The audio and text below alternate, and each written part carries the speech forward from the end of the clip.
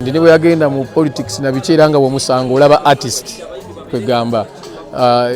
Uganda efiiriddwa omu ku bantu abajjuvu ogamba nti noono abadde full option. Program okuziika kwa ku Lwakusatu enkozi. Kwa ku Lwakusatu enkozi kubanga yalaama amalewo ennaku 7 ng'ate bwe tulinda n'abaana be basobole okutuuka bava Canada. So katulina okulinda abaana be tugenda kubeera wano naye nga kati essaawa eno bode eri mu funeral home gyeri tumale okwesetinga bulungi nnyo tusuubira okugireeta wano ku Friday naye nga olwaleero buli lunaku tugenda kubaawo n'okusaba paka ku Monday tujja kugenda ku National Theatre. Ku Monday tujja kugenda ku National Theatre, ku Lwokubiri tugende Rubaga, ku Lwokusatu tugende tuziike. Naye kati zino ennaku from Friday, Saturday, Sunday tugenda kubeera wano ne bode. Kato, he was like a father to me. He has been a mentor, a motivator. He has been there for me. Yeah. Aside of entertainment industry, what really how has it changed? What has it added? He has been a real artist and he has always been advocating for art everywhere. Even when he became a politician, he stayed an artist. So we have missed a great artist in the country. Yeah. Today we are here, but the body is going to stay in the funeral home till Friday. We are bringing the body on Friday here.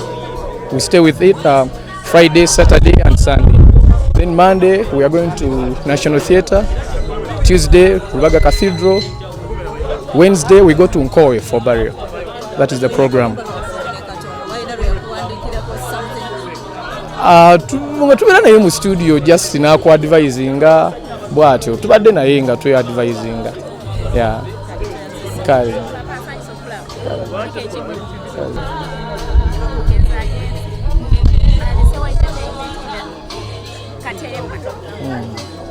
Yeah, Uganda efiiriddwa artist omulungi. Etagenda kugikawo mangu but bagamba buli mulembe n'ebyagwo. Yeah. So tufiiriddwa nnyo.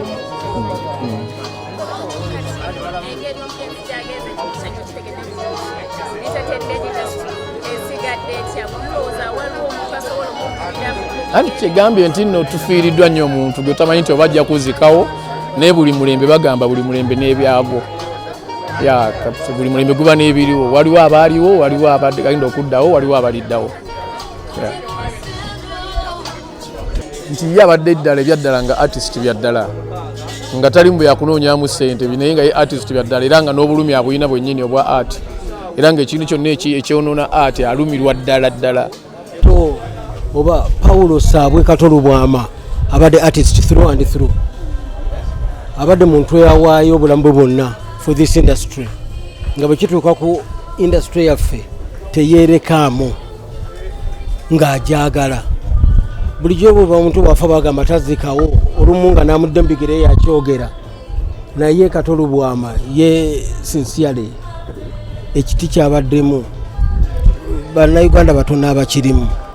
Omulimu gwe ng'agwagala, industry ng'agyagala era ng'agifiiririra ate ng'agiteekamu. Bwe yalaba nga banyoma baartists obutasoma y'omu ku bakulemberamu ogende Makerere ne basoma. Ekitiibwa kya baartists ne kyeyongera. One of the very first abaava mu contemporary acting ne bagenda ne crossing into MDD era bangi ne bagoberera. Kato Lubwama kyetusobola obutamwerabirako ekyongera okukakasa nti industry agyagala. Tubadde ne ba MPs bangi. Honorable Sulaiman Wadada yali mu Nakatemba, Honorable Mike Sibalu yazanyanga, Honorable Nyombi Tembo, Honorable Mugambe Kifo Musana, Honorable Miriam Matembe. Bonna bazanya. Newe bagenda mu parliament, business schedule yabalemesa. Kato Lubwama never. Kato yabeera MP ng'azanya. Ng'ajja mu amashuti ga MP nga bava mu parliament, n'ajja n'ayambala emiziina gye, n'ayambala ovulo, n'ayambala costume ze, n'agenda ku stage n'azanya. Nti ekitiibwa kya MP tekyamulemesa kugenda mu maaso na kitone kye. Ekyo kirujjukirwa n'abazzukulu bannakana nti kyayongera okuwa ati ekitiibwa. Ne memba wa palamenti asobola okuzanya drama. Yes, n'olwekyo Honorable Kato Lubwama bingi naye nga kati nze Kato Lubwama musinga obukulu kati muyigireko ki muto wange namwe nange nabyenkoze naye anjigiddeko tubadde twegwa amagezi mwana bwakula atuuko abwana ekitawo amagezi n'olwekyo bingi sobolaga nti musobola muyigalako kino kubanga nenkaddiye kati njige biki ku myaka gino. Lubwama has been an artist through and through.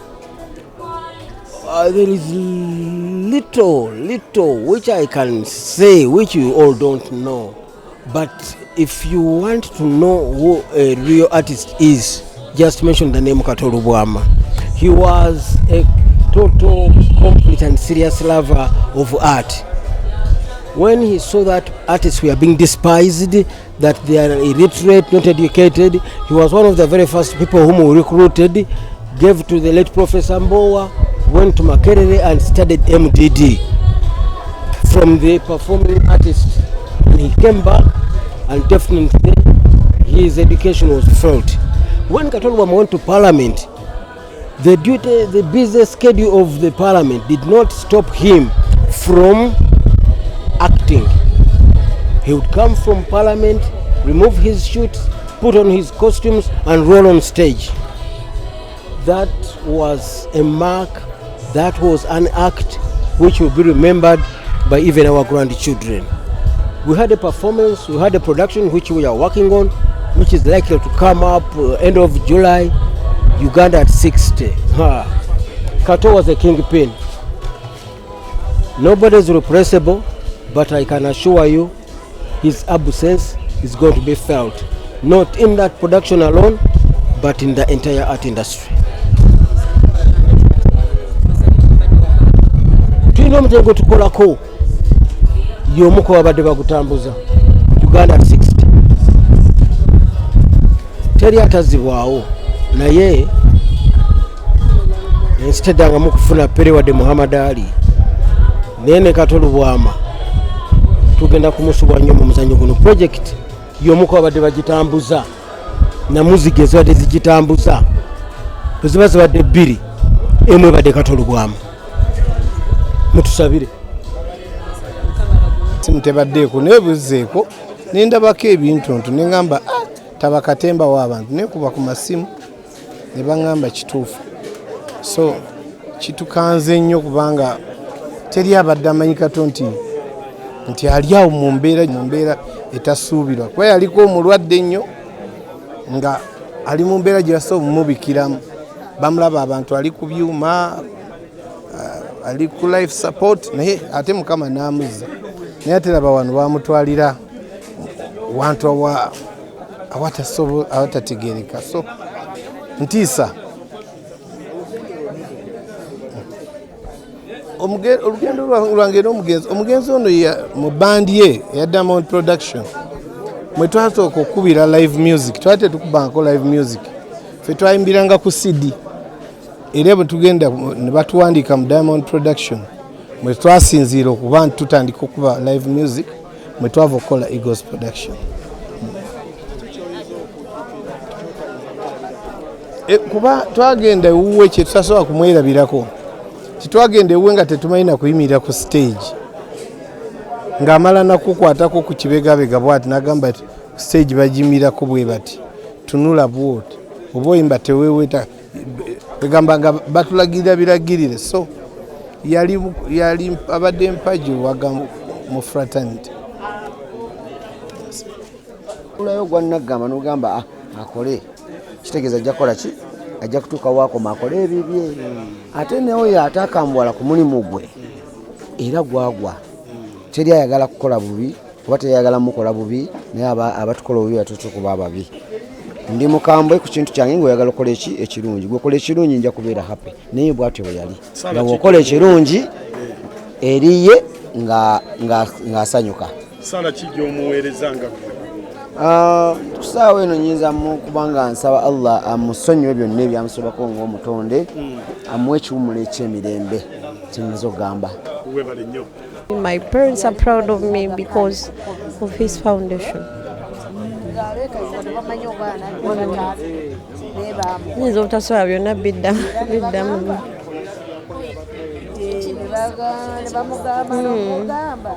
Kato abadde nga taata yava mu by'okubeera taata mu industry n'abeera ddala taata ne woba ofunye ekizibu ne waba ofunye ekizibu is one of the people abasooka okukubira. Nze natandikirawo we nga nvudde mu kusoma natandika nga dansa paka we mutuuse wano wendi. Twali twavaayo Diamonds Production nga tekyaliwo naye ng'era tukyali baana gyali.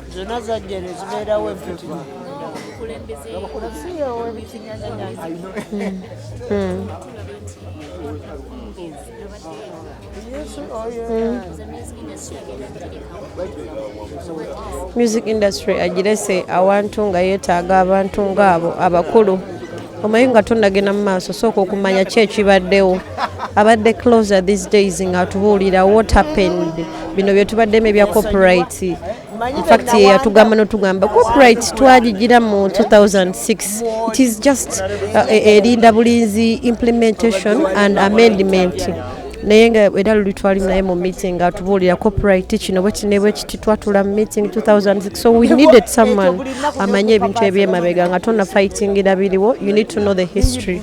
So he's been a very big person and a good pillar when it comes to the history of the industry. We've really missed him so much.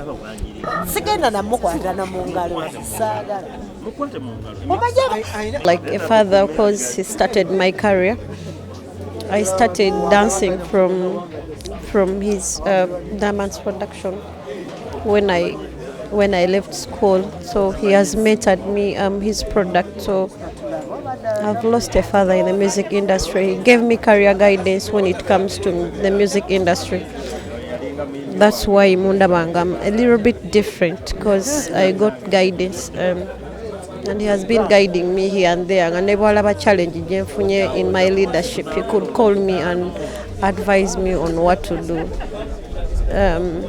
One thing I can remember about him,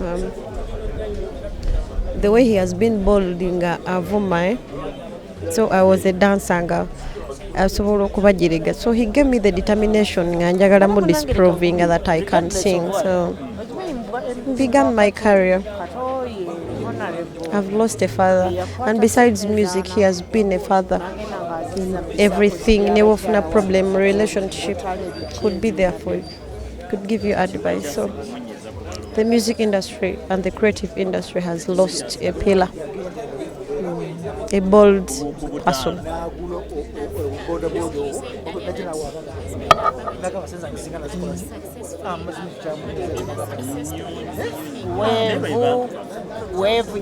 A good one, if you can say I started as a dancer. Now I'm who I am as.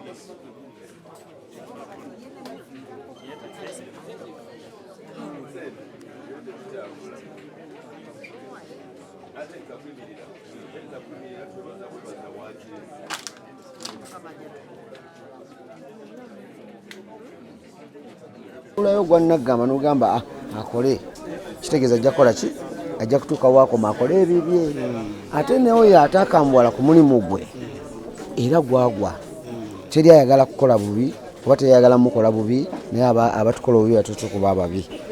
Ndi mukambwe ku kintu kyange ng'oyagala okukola ekirungi gwekola ekirungi nja kubeera happy naye bwatyo bwe yali nga bw'okola ekirungi eriye ng'asanyuka. Sala ki gy'omuweereza nga tusaawa eno nyinza kubanga nsaba Allah amusonyiwe byonna ebyamusobako ng'omutonde amuwe ekiwummulo eky'emirembe kyenyiza okugamba.